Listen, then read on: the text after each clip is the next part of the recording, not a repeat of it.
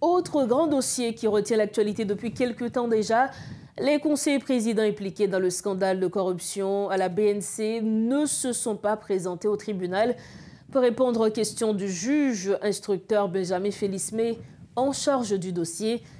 Dans ce contexte, l'initiative de la société civile a adressé une lettre au président du CPT, Leslie Voltaire, exigeant l'éloignement d'Emmanuel Vertiller, de Louis-Gérald Gilles et de Smith-Augustin du Conseil. Une rencontre organisée ce mardi devant déterminer le sort des inculpés. Selon une source proche du dossier, le responsable de l'initiative de la société civile, le professeur Rony Desroches, est avec nous pour discuter de la situation. Il répondait aux questions de notre collaborateur Riti Fortuné.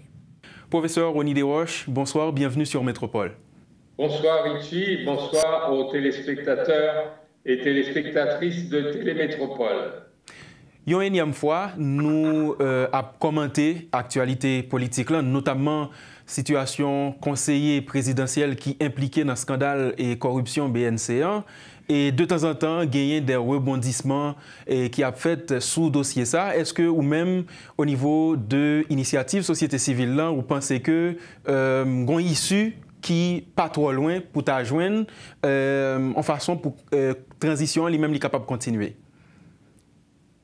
Bon, personnellement et au niveau de l'initiative de la société civile, nous avons souhaité que gagnions issue à ce problème et pour nous-mêmes, une seule issue qui est favorable au pays, favorable aussi à la transition, ce serait que les trois conseillers qui sont impliqués dans n'est-ce pas, le scandale de la Banque nationale de crédit et qui sont inculpés par la justice haïtienne puissent se mettre à l'écart et répondre à la justice, répondre à la convocation du juge d'instruction.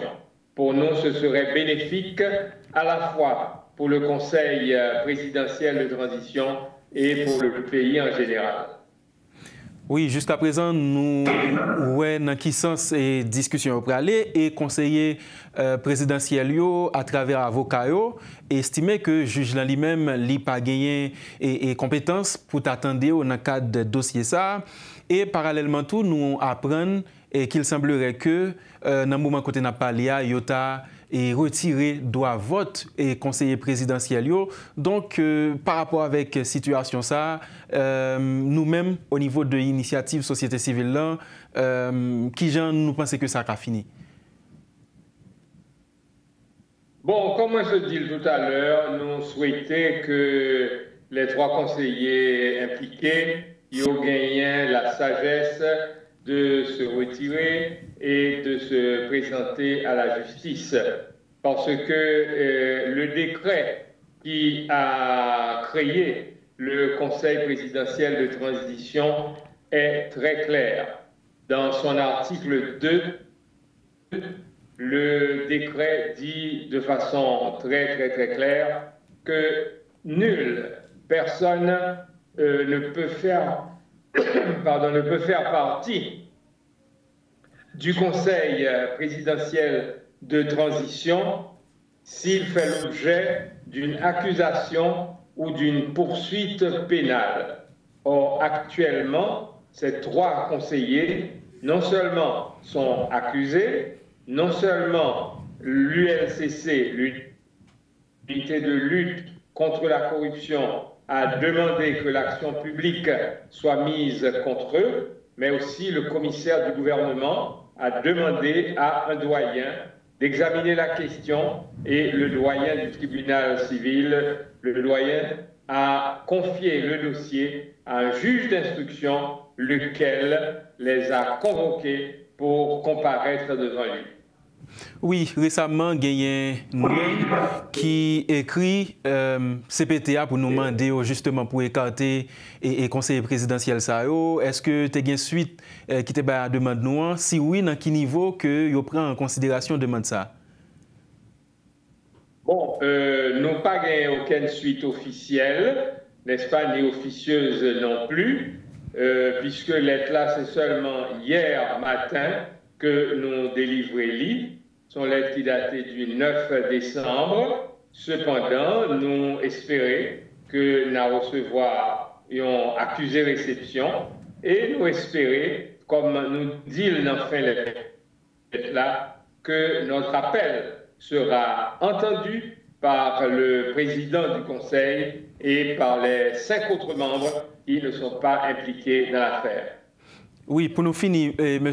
Desroches, nous connaissons tout, pendant le dernier temps, un pile acteur pensait que c'est un consensus qui peut joindre non seulement avec CPTO, mais tout avec le secteur qui était désigné Mounsayo, parce qu'ils estimé que reste conseiller pour eux-mêmes pas gagner un droit pour décider contre et 3 conseillers qui sont impliqués dans ce scandale.